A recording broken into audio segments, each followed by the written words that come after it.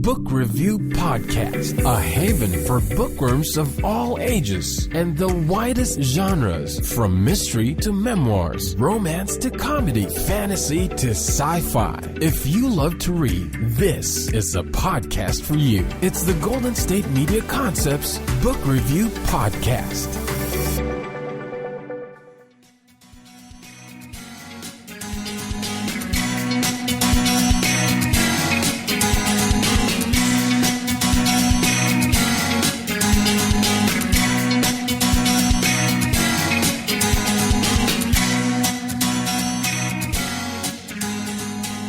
Hello and welcome to the GSMC Book Review Podcast, brought to you by the GSMC Podcast Network. I am your host, Sarah, and you may have noticed that it is not Tuesday. No, it is in fact Thursday. It is in fact Thursday, July 4th.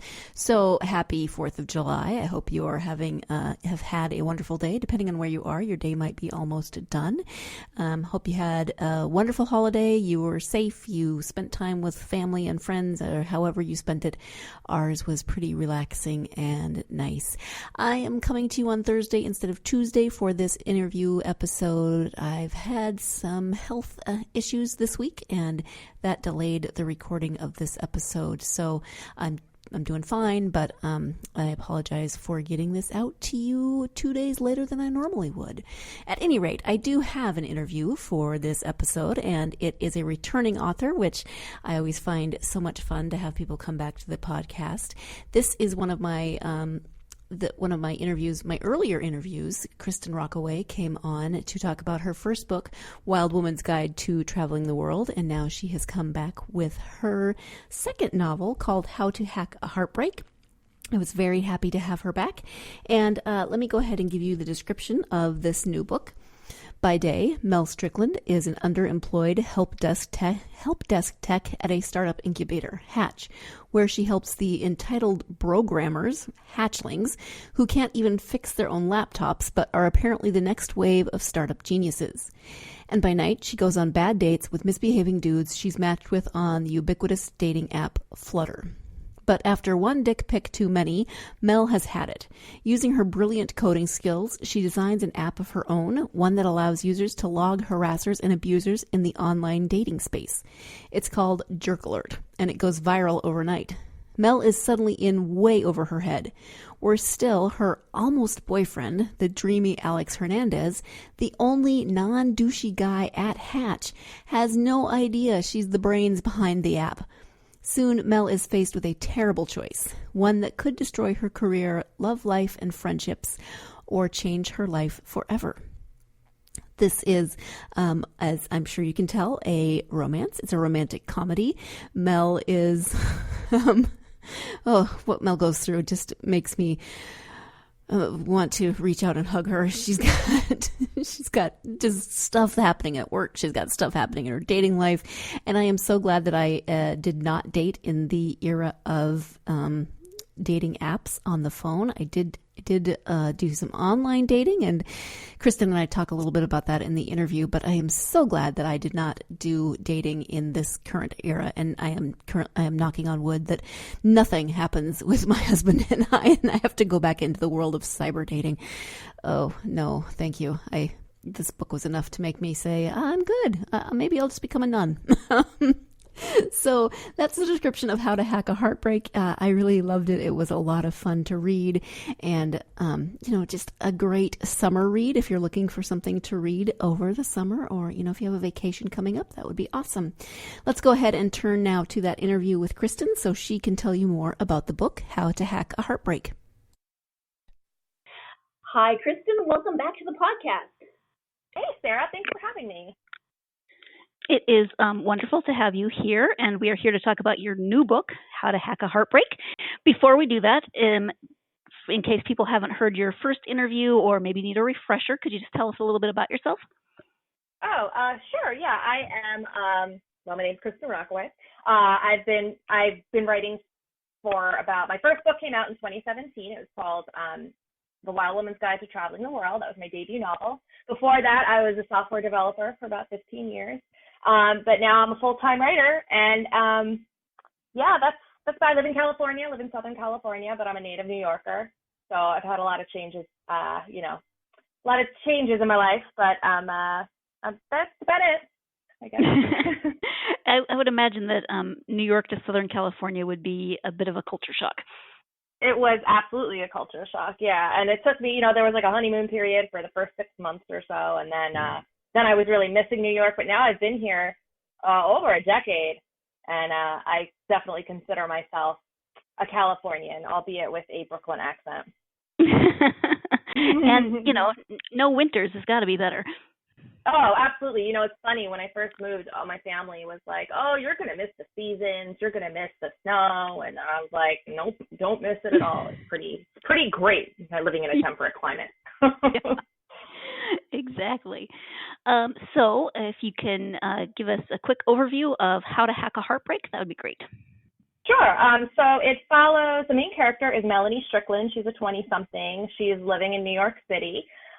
She works in IT. She works for a startup incubator called Hatch, which, if you don't know, startup incubators are, just a brief overview. It's people who start startups. They need somewhere to have office space and some initial capital to get, going. So these incubators will kind of host them there, and in exchange for a stake in the company. So she works at a startup incubator, but she does not have her own startup. She's just there to kind of support the other people that have the startups. Like, she fixes their broken laptops and, fixes the broken printer, things like that. And the guys that she's working with are kind of, I refer to her in the book as brogrammers. She's like the only woman there, and the guys are all just kind of, they're dicks to her, basically. So she's really frustrated. She's underemployed because she's a kick-ass coder, but this is the job that she has right now. And she's also frustrated. So she's frustrated in her professional life, but she's also frustrated in her personal life because she is, dating online like so many people are these days. And she's working with the hot dating app du jour, Flutter. But she's not having much luck. She's just finding a bunch of guys who stand her up or lie or flake out or send her dick pics. So finally, she gets stood up on a date in front of. She has an office crush. There's one guy in the office that is not a dick. He's actually really wonderful to her. And she's waiting for one of her Flutter dates to show up. This guy Alex walks in, and he's there, and she's totally in love with him. But then she winds up getting stood up by this guy on Flutter. And so she winds up going home and creating Jerk Alert, which is an anonymous website that allows jilted women all over the city to rate their experiences with the men they meet online. So she thinks it's just going to be the small thing, just for her friends, like as a kind of funny joke, but then it unexpectedly goes viral. So then, like any rom-com, things get out of control. Things get out of hand. Absolutely. And if this were a movie, it would make a great drinking game. For every time the phrase or dick pic was referenced in any way. I'm not sure I've ever read that word as many times in such a confined space. Oh, I love that my publisher put it on the back, like the copy on the back of the book. When I saw that there, I was like, yeah. Yes. Yes. So what was your initial inspiration for this story? Basically, my entire 20s inspired this book because I was living in Brooklyn like Mel. I was working in IT, albeit I wasn't like a help desk coordinator. I was actually a software developer. I was working for a startup. And I was dating online. I was dating a lot of douches I met online. So it's kind of, obviously it's not exactly the same, but that's where I got the inspiration from, being a woman in IT and having a miserable time dating online. Mm-hmm. Yes. Did you have some similar, I would imagine, some similar experiences to Melanie in terms of those online dates? I met a lot of guys who were like ghosted and who, I did get stood up once and things like that. But I've been married for 14 years now. So I was kind of dating in the pre-app phase, so like I still had a flip phone. So I was dating on a website when you kind of like didn't necessarily want to tell people that you met someone online because it wasn't like de rigueur like it is right now. Mm-hmm. So, absolutely. So like I never got like dick pics or anything like that, and the harassment wasn't quite the level that it is today. But yeah, it left a lot to be desired. Yeah. Yes. Did you end up meeting your husband online or another conventional way? way? No, I did. I met him online. I actually met my husband online as well, but he is the only person I have ever dated from the site. It worked out well. I didn't have to go back online. You were like, "This is terrible. I'll just marry this guy." Right, exactly. I don't want to go back out there. It's rough. He seems fine. I'm just Actually, his story is that he was waiting for a date and she was late, and there was an ad on TV for Match.com, which is where we met. He went online, did the free trial. They sent him my information. We connected, started emailing, and he never went on again. Oh. So he didn't have to pay for his. He just got the free trial. Yeah. See, so I mean, this is fiction. It's a very cynical view of internet dating. People obviously I found, we both found our loves, our HEA. We found it on the internet, but right. For every HEA there are a lot more. Yes, in fact, there is a seemingly happily ever after on this that does not really work out so well in terms of Melanie's friend. Oh, yeah. Mm-hmm. I'm going to jump in here so we can take our first break of the podcast, but that is a true story. I paid for 6 months of Match.com when I signed up. My now husband logged in, did the free trial. We got connected, and the rest is history. We'll be married 7 years in August, together 9. So again, very glad that I did not have to do that in the world of online dating apps or mobile dating apps. We are going to take that first break. I want to talk to you about something called Care Of. It is a website for a subscription delivery service for vitamins. It is great. I have used it. You go online to takecareof.com and do a quick 5-minute quiz that asks you really intuitive questions about your health goals. Things like, what are those health goals? Are they nutrition? Are they exercise? Are they, what are you wanting to get out of your vitamins and supplements?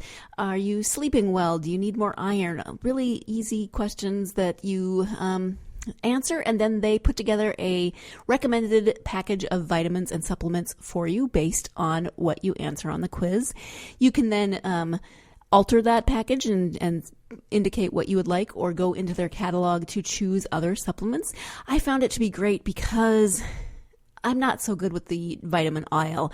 I know that I would like to maybe try some supplements, but I go to the vitamin aisle and there are 8 billion choices, it seems like, and I never quite know what I should do. So taking the quiz was great. They put together this personalized package for me, and then they shipped it right to my door. I did not even have to get out of my pajamas to buy vitamins. So I thought that was wonderful. In addition, everything is made with high-quality organic ingredients. You can find out all the nutrition information on their website, and their newest thing is that their vitamin packages are all compostable, which I think is wonderful because you can take care of your own health. You can take care of the health of the planet. If you're interested in trying Care Of, just go to the website takecareof.com and enter the promo code book review, all one word. That's takecareof.com and enter the promo code book review. You'll get 20% off of your first order if you enter that promo code. So check it out, takecareof.com. Thanks.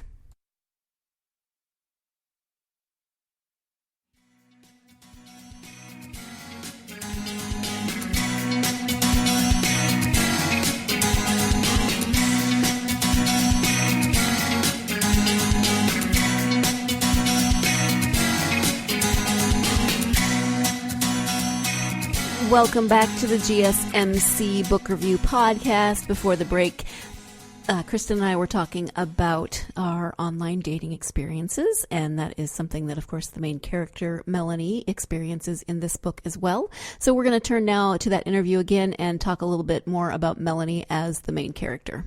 Speaking of Melanie, can you talk a little bit about her as the main character? What do you think it is about her that might resonate with readers? We've all been there, have these frustrating dating experiences or frustrations at work. And I think, this idea of just being fed up and doing something about it, taking action, I think that might really resonate with readers. And I mean, it resonated with me. I felt like I was almost getting like revenge on some things that had happened to me, like through writing this book, right? I was like living vicariously through Mel. So, you know, she has a lot of insecurities and a lot of, you know, self-doubt, but she's able to overcome that and push through and be like, you know what, I'm not going to take this sitting down, or rather, I will take it sitting down, but I'm going to code, you know, in front of my computer. Right. So. Right.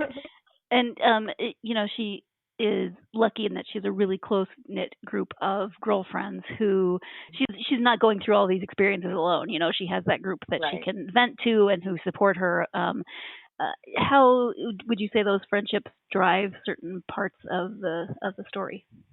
Well, when I started this out, I knew I wanted there to be a strong group of girlfriends. I have a very strong group of girlfriends. You know, I'd be lost without them, truthfully. And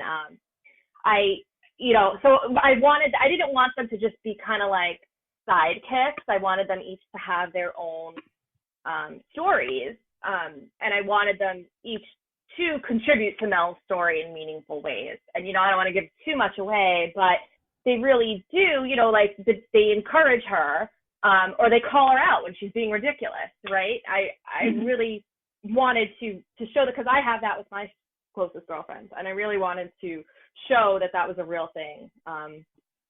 And you know, yes, the romance is obviously it's a romance, you know, this is a very important part of the story, but I think we would all be lost without our girlfriends. Mm-hmm. Now, juxtaposed with that wonderful group of close-knit girlfriends are 99% of the men in this story who all basically suck. Did you start out with all of the men sucking, or did they just come across that way as you were writing them? No, I mean, I did that because it's kind of like, I mean, it's not really a satire, but I did, you know, I wanted it to be a little bit exaggerated, you know, just to show this. And then also, as I was writing this, I started writing this at the end of 2017, I think. And as I was writing, you know, I had this idea because I worked in IT. I wanted this to show this woman who was, you know, a woman in IT, and show the adversities that you face. And at the same time, as I was writing it, the Me Too movement started. So it's not like the Me Too movement like inspired this. It was just sort of like going along at the same time. And I think I was probably feeding off of that a little bit when I was writing, you know, a lot of that, like the feelings of injustice and anger that had been sort of suppressed for a while. They were kind of coming out through this book.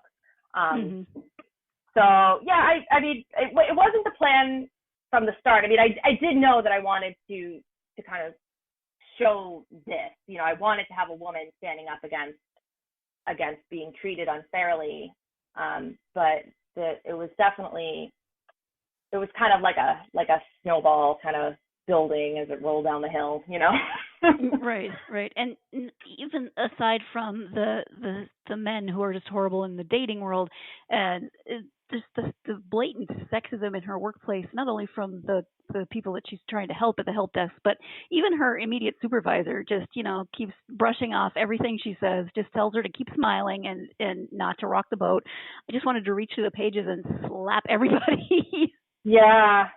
And I mean, it's all like this is fiction, obviously. Like, I worked with a group of men. I don't want this to come off as some like indictment of my coworkers either, because when I first started, I was the only woman in my group, and I was 20. I was like an intern, so that was like super intimidating. But everyone was very welcoming and treated me very well. Did I have problems? Yes, but it wasn't with my immediate coworkers. You know, I actually had some of the things that happened to Mel when she describes in college, you know, how there was like a professor who told sexist jokes in class. I mean, that was me. I was one of like a few women in a computer science class in a huge lecture hall, and he was like telling sexist jokes about women. And I was like, really? I'm supposed to sit through this?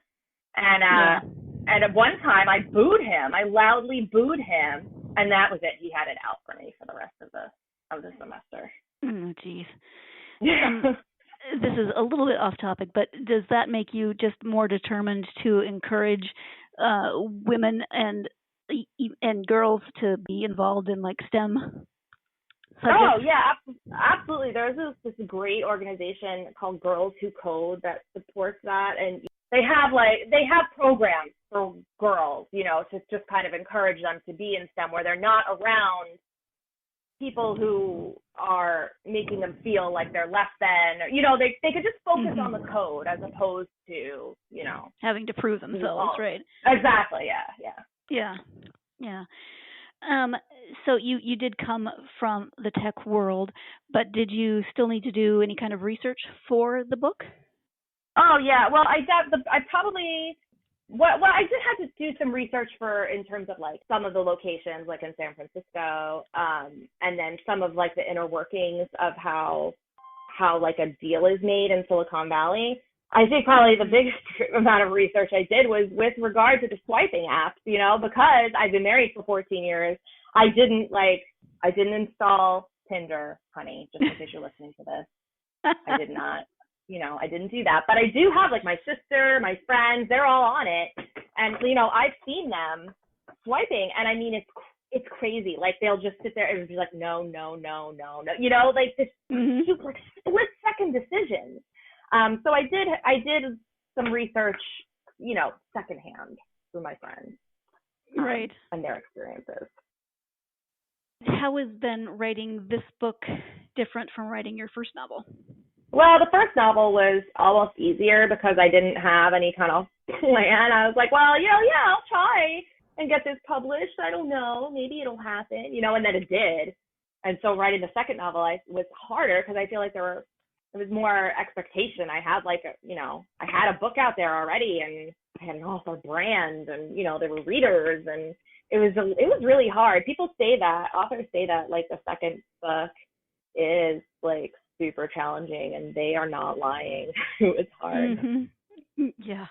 And so I know you just finished this one and you're in the process of promoting it, but are you working on something else as well?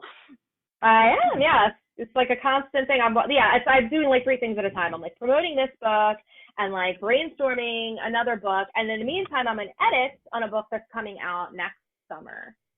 Okay. I don't have a title for it yet. But it's like in the same vein of, How to Hack a Heartbreak and Wall Woman's Guide. It's like a rom-com, women's fiction, centers around a woman. And she's a floundering college dropout who accidentally falls into being an Instagram influencer after she's kind of sucked into this gravitational pull of this lifestyle guru who's like a goop wannabe. So it kind of explores the self-help industry and like Instagram influencing. Right. And there is a very strong sister relationship in there as well. And a romance, naturally.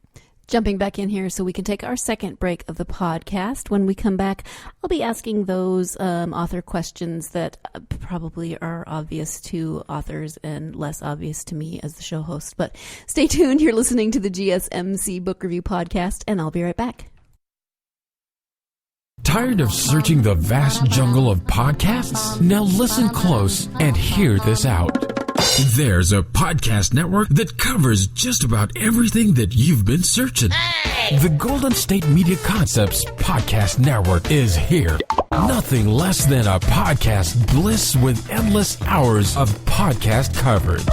From news, sports, music, fashion, cooking, entertainment, fantasy, football, and so much more. So stop lurking around and go straight out to the Golden State Media Concepts Podcast Network. Guaranteed to fill that podcast itch.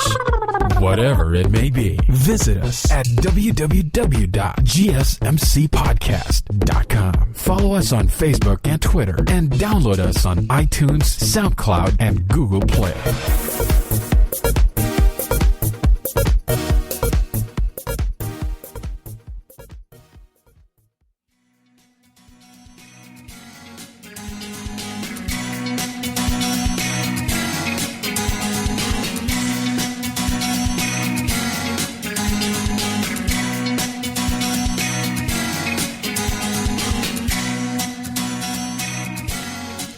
Welcome back to the GSMC Book Review Podcast and the conclusion to my interview with author Kristin Rockway about her new book, How to Hack a Heartbreak. how do you ever find yourself getting things mixed up between your book? I mean, like if you're editing one but you're working on, or you've got ideas going for another one, how do you keep that all straight? Oh my gosh, it's hard. I have to compartmentalize. Because I have this podcast today, for example, and I'm doing like other interviews, and like I'm really in like, the book's coming out at the end of the month. I'm in like major promo mode. I'm trying to focus like just on How to Hack a Heartbreak, because even though I'm on deadline for these edits, like you have to immerse yourself so completely in a book to be effective, to write your best work. And I find like I was working on this book that's coming out next summer, and then I had to get on a call with my publicist for How to Hack a Heartbreak, and I was lost. Like I totally forgot what was happening. I was using the characters' names for my next book instead, and I was like, oh, I'm sorry. So I've learned that I have to really, like block my time out so that I'm always in a particular headspace. Right. And so the book comes out on July 30th. It's July 1st. You're right in the beginning of the month. I know. Very exciting. And I see, let's see, you can order it in paperback and on Kindle, and the audio book is already going to be available as well. That's exciting. Yeah. Did you have, were you involved with the audiobook in any way? Were you able to like choose a narrator, or how does that work? I did, yeah. I got to choose a narrator. They sent me like my top 3, and then like they sent me 3 and like had me rank them, and then like my first choice was actually out on maternity leave. So they sent me like a new 3. Then like I found like another narrator. Her name is Amy McFadden, and I listened to like a snippet of it, and it's amazing. She's so good.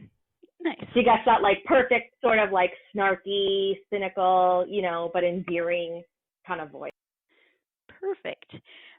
So, in all of your spare time, because it sounds like you have so much, have you had a chance to do any reading? Well, you have to read, in my opinion. Like, if you're a writer, you have, like, to get words out, you have to have words come in. Like, so I never stop reading, even if I'm only reading, like, 10 minutes a day before bed. So right now I'm actually reading Dating by the Book by Marianne Marlowe, my fellow 17 scribe. Yes, that's adorable. And I recently finished Husband Material by Emily Belden. She's a fellow Graydon House author. And aside from that, I'm reading a lot of like self-help books, sort of one to kind of research for this book that I'm editing now, but also like I'm just kind of a self-help junkie. So, I just finished Atomic Habits because I do have clearly a very packed schedule, and I need to like be as productive as possible in the hours that I'm given to work. Right, because you are also a mom, so you have to you have to balance those things. What are you and your kiddo reading this summer? Anything fun? Yeah, so he just finished kindergarten, and his reading has just like taken off this year. It's amazing. So independently, like we're reading it together, but he's able to read the Bad Kitty series alone, and oh my gosh, that is the greatest. It was recommended to me by my fellow author Suzanne Park, and it was just they're so funny and really great and have great messages. And then together, like we're also reading the Harry Potter series, which I have never read Harry Potter before.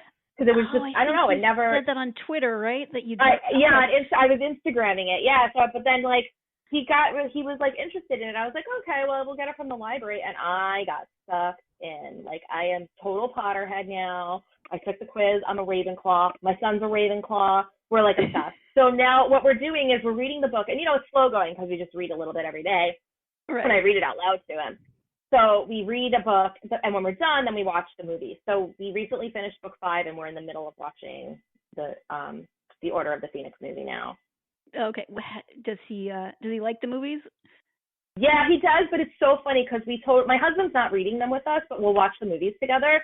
And so my son and I will totally nerd out over the movie. Like, oh, they cut that scene out, and they're not explaining this properly, and there's the room of requirement, right? Like, all this stuff. And my husband's just like, can you guys just please just be quiet and, like, let me enjoy this movie? Yes. I love that even at 5, your son is like, that is not right. That's not the same as it was in the book. That's perfect. Well, cool. Let's see. I've been nosy about your reading, as I always am. I know you have a website, so can you share the website as well as where people can find you on social media? Yeah, my website's KristinRockaway.com.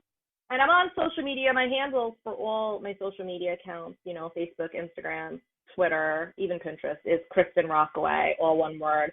I'm mostly on Instagram nowadays, but honestly, I'm not that's where I'm the most active. That kind of feeds into my other ones. I'm on Twitter sometimes too. But And you could sign up for my newsletter at KristinRockaway.com. I don't send it out too often, but I'll be sending one out this week about events and appearances I'm doing in New York and in Southern California. Mm-hmm. Yeah. Do you want to talk about any of those that are coming up? So on I'm going to New York for the RWA conference at the end of the month, which coincides nicely with my book release. So on the 24th, I'll be in Bryant Park on a panel. There's a lunchtime panel, a lot of romance. I'll be with some authors, including, I think, Tracy Livesay, Sharice Hodges, Abby Jimenez, and two others that I can't remember right at the moment. Oh, Jesse Mahalik. And then the 25th, I'll be at RWA. If you're going to RWA, I'll be at the Harlequin signing. The 29th is my book launch at Books Are Magic in Brooklyn, which I'm so excited about because that's the neighborhood I used to live in Brooklyn. And it's also the neighborhood that Mel lives in How to Hack a Heartbreak. So that's super, appropriate. And then I'll be back in San Diego. I'll be doing Warwick again, which is the best independent bookstore. It's the oldest independent bookstore in San Diego. And I will be in LA at the Rosatis in September. And I'll be doing the San Diego Festival of Books. I might be missing a couple in there, but you can just check my website at KristinRockaway.com/events or sign up for my newsletter. Okay. Thank you for that. Is there anything else that we haven't talked about that you want to mention about the book or about the book release? Anything that we haven't covered? I don't think so. I think we've covered all our bases, Sarah. I think so. Okay. And actually, did for people who maybe didn't hear the first interview, do you want to give a quick synopsis of Wild Woman's Guide to Traveling the World, or would that confuse your brain? Oh my God! I know. I was like, let me get the back of the book because I'm I can't even remember at this point. So Sophie, it follows Sophie. She's also in New York. She works at consulting firm. She travels a lot for work, and she is going on her first girls trip, like a vacation, no work, to Hong Kong. And on the first day there, her best friend, who she goes on this girls trip with, abandons her because she misses her boyfriend back in New York. So she leaves, and Sophie's like, you know what, I'm gonna stay. And then she meets the handsome guy, and Sophie is all about. Sophie's very much a planner. She has her 5-year life plan mapped out, and then she meets Krstin, who is very much not a planner. He is bumming around on his trust fund kind of guy, and they strike up a vacation romance, and Sophie thinks that it's just gonna be for a few days in Hong Kong, but life has other plans for her. So.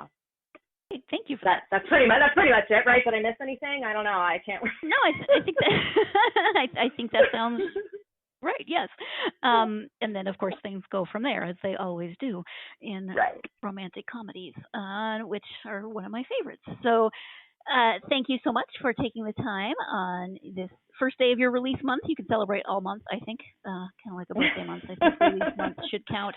And, thank you so much for joining me. Thank you, Sarah. Thanks again for having me. It was great to chat again. So once again, thank you to Krstin for taking the time to talk to me about her new book, How to Hack a Heartbreak. It will be available soon. It is available for pre-order now. As I said before, it is such a great summer read, such a great vacation read, just a good escapist read if you're looking for a romantic comedy and one that's going to make you laugh, going to make you just frustrated with some of the characters, but frustrated in a good I love to hate this character kind of way. And just some great female relationships, some not so great male-female relationships, but that's kind of the point of the book. So I loved it, and I think if you're a fan of romantic comedy, then you will love it as well. And in wonderful timing, I just saw on Facebook today, on Kristin's Facebook page, that if you have not read her debut novel, The Wild Woman's Guide to Traveling the World, it is currently on sale on Amazon. If you want to read it on Kindle, you can get it for just $2.99 for a limited time. So you can pre-order this book. You can read the first book for just $2.99, which is awesome. And you'll have your summer reading blocked out, at least for a little while. So thank you again to Krstin. Thank you as always to you, my listeners. Hope you're having a wonderful 4th of July, and I look forward to talking to you next time when we're going to be talking about plants, but maybe not in the way that, we'll see. Books and plants and a couple other things. So just tune in to find out what the heck I'm talking about. Hopefully I'll have it all sorted out in my own head before we get there. Thank you so much. Have a great 4th of July, and hopefully in between the fireworks, you can find some time to get lost in a good book. You've been listening to the Golden State Media Concepts Book Review Podcast, part of the Golden State Media Concepts Podcast Network. You can find this show and others like it at www.gsmcpodcast.com. Download our podcast on iTunes, Stitcher, SoundCloud, and Google Play. Just type in GSMC to find all the shows from the Golden State Media Concepts Podcast Network, from movies to music, from sports to entertainment, and even weird news. You can also follow us on Twitter and on Facebook. Thank you, and we hope you have enjoyed today's program.